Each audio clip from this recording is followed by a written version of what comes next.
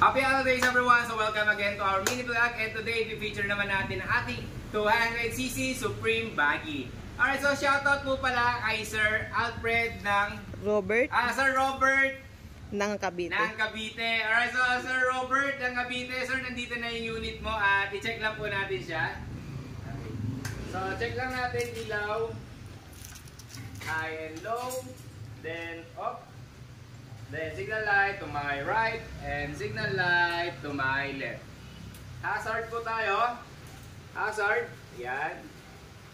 Busina. Okay po. So ito, may kita nyo dito ang kanyang windshield. Hindi siya makita, malabo. But then kapag pinil off po natin tong kanyang sticker dito, magiging malinaw po yan. Okay. So ngayon check lang po natin yung kanyang starting.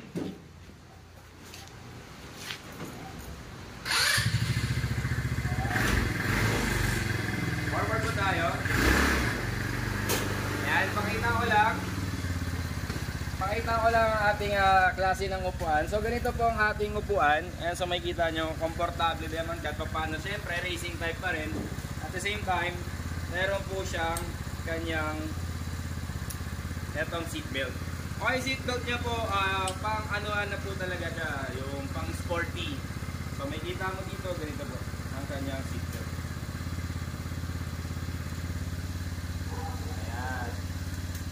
So pang take off po talaga, ayan. So kaganda sa kanya, may adjuster din siya.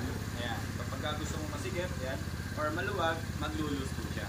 Right, so try naman natin sa likod po. Signal light lang tayo. Signal light to my left, and signal light to my right. Okay po. Reverse tayo.